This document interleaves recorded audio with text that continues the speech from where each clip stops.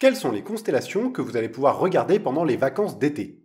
Découvrez-le en positionnant et en dessinant les 3 belles de l'été.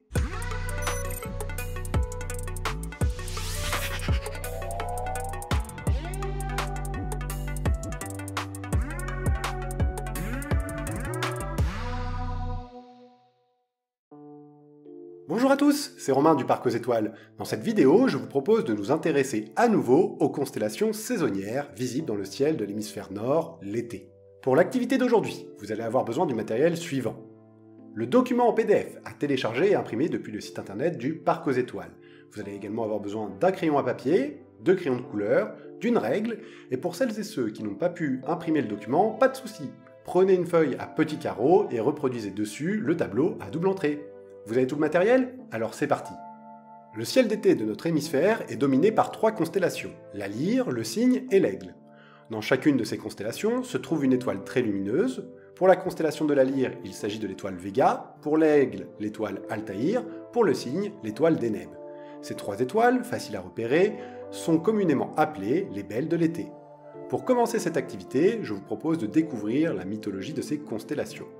Comme les mythes ne sont pas tous liés, je vais vous raconter 2 histoires. Pour commencer, l'histoire de la lyre. Il était une fois, dans la Grèce de l'Antiquité, un dieu nommé Hermès. Un jour, ce dieu a l'idée de fabriquer un nouvel instrument de musique en tendant 7 cordes sur une carapace de tortue. Fier de sa création, Hermès en fit cadeau à son frère Apollon, qui transmit à son tour l'instrument à l'un de ses fils, Orphée. Orphée était un grand musicien qui ne tarda pas à maîtriser l'instrument et à composer des mélodies pour celui-ci. Ces mélodies étaient si belles qu'il arrivait avec celles-ci à envoûter et à calmer les bêtes féroces qui peuplaient les bois. Orphée avait pour épouse une humaine, Eurydice, mais la belle fut tuée par un serpent peu de temps après qu'Orphée ait obtenu et maîtrisé sa lyre. Pris d'un chagrin immense, Orphée décida d'aller chercher Eurydice aux enfers. Il joua de la lyre pour endormir Cerbère, le gardien des lieux, puis alla à la rencontre du dieu Hadès, le maître des enfers, pour lui demander de lui rendre son épouse. Après avoir joué des airs de lyre à Hadès, Orphée obtint la libération d'Eurydice, mais à une condition, c'est qu'à aucun moment il ne tourne ses yeux vers elle tant qu'ils ne seraient pas tous les deux remontés des enfers. Malheureusement, juste avant la sortie, Orphée ne parvint plus à résister à l'envie de vérifier qu'Eurydice le suivait bien. Il jeta un bref regard en arrière. À peine eut-il regardé derrière lui qu'un gigantesque rocher s'abattit entre eux, les séparant à jamais. Orphée, inconsolable, erra dans les bois, jouant des airs tristes sur sa lyre. Comme il était un très bel homme, de nombreuses filles s'intéressèrent à lui, mais il repoussait toujours leurs avances jusqu'au jour où l'une d'elles, vexée de voir qu'Orphée restait insensible à ses charmes, le tua et jeta sa lyre dans une rivière. Pris de pitié, Zeus, le dieu des dieux, envoya un vautour plonger dans la rivière pour récupérer la lyre dont il fit une constellation dans le ciel en souvenir d'Orphée, d'Eurydice et de leur amour. Cette première histoire étant terminée, je vous propose à présent de découvrir celle de l'aigle et du cygne. Il était une fois un dieu nommé Zeus, qui courtisait une nymphe. Cette nymphe refusait systématiquement les avances de Zeus et s'enfuyait quand elle voyait celui-ci approcher. Zeus, avec l'aide de la déesse Aphrodite, inventa alors un stratagème pour s'approcher de la nymphe. Il se changea en cygne et Aphrodite prit la forme d'un aigle. Ensemble, ils volèrent vers la nymphe, Zeus en tête et Aphrodite derrière lui. Arrivé en vue de la nymphe, Zeus, sous sa forme de cygne, fit mine d'être poursuivi par un aigle et se réfugia dans les bras de la nymphe qui l'accueillit pour protéger l'animal de l'aigle. Aphrodite, constatant que la ruse avait fonctionné, s'en alla, laissant Zeus seul avec la nymphe. Cette dernière ne se doutait pas qu'elle venait de secourir Zeus déguisé en cygne, et elle fut surprise quand celui-ci reprit sa véritable forme. Elle repoussa alors le dieu et prit la fuite. Zeus, heureux d'avoir serré la nymphe contre lui, et fier de son stratagème, décida de le faire apparaître au milieu des étoiles pour célébrer sa ruse. Il plaça alors un cygne que l'on voit voler poursuivi par un aigle dans la voûte céleste. Bien, nous venons de découvrir les mythes liés aux constellations que nous allons maintenant dessiner. Prenez un crayon à papier et positionnez dans le quadrillage les points que je vais vous indiquer. Les coordonnées dans ce quadrillage se lisent ainsi. A3 signifie que l'on se positionne sur la ligne A au niveau de la 3e intersection, c'est-à-dire ici. Je place donc une croix à ce niveau. Parfois, nous aurons des points à placer à la moitié de 2 coordonnées. Dans ce cas, un demi est ajouté après la valeur, il faut donc aller à la coordonnée indiquée, puis avancer jusqu'à la moitié de la case suivante. Afin de nous faciliter la tâche, Pour compléter ce quadrillage, toutes les 5 lignes, ou colonnes, une ligne plus épaisse a été positionnée. La coordonnée suivante est à placer, c'est C3. Puis H6, N1, N1,5, 6, N11, 1,5, N19, U7, Z5, 1,5 et AD, 1,5, 2.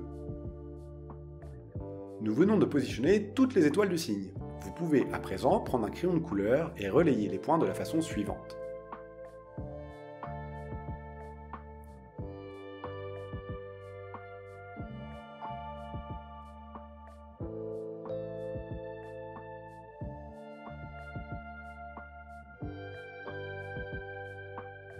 Ainsi, je viens de former ma constellation avec la tête de l'animal à ce niveau, ses ailes de chaque côté et sa queue ici.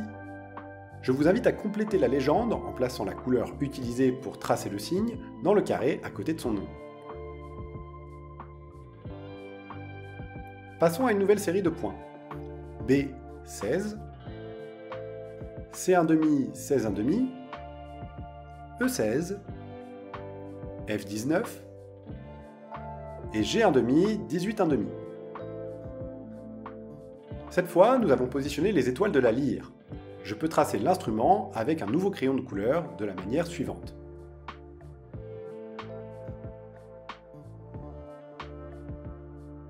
Le rectangle représente le corps de l'instrument sur lequel sont accrochées les 7 cordes. Et le trait qui part vers le haut représente le vautour qui porte la lyre jusque dans le ciel nocturne. Pensez à mettre à jour la légende avec votre crayon de couleur, puis nous passons à la dernière constellation, l'aigle. Placez un premier point en O31, puis en P1,5, 31, Y36, Y28, Z1,5, 29, AC30, AE34, AI 32,5 et Z44. Avec une autre couleur, nous allons pouvoir tracer la constellation et compléter la légende.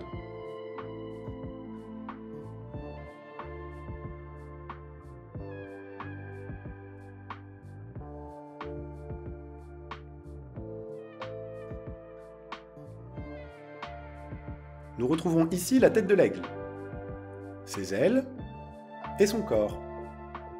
Nos 3 constellations sont à présent tracées. Il nous reste à retrouver les 3 étoiles principales de ces constellations pour former le triangle de l'été, aussi nommé les 3 belles de l'été. Vega est ici, je l'entoure avec un nouveau crayon. Altaïr est à ce niveau. Enfin, Deneb est là. Ces 3 étoiles visibles qu'en été dominent le ciel nocturne des beaux jours et permet de repérer facilement le tracé de ces 3 constellations. Notre activité est à présent terminée. Vous avez en votre possession une carte du ciel avec les constellations de l'été que je vous invite à chercher dans le ciel dès la tombée de la nuit. Sur ce, je vous souhaite à toutes et à tous une bonne fin de journée et à bientôt au Parc aux Étoiles.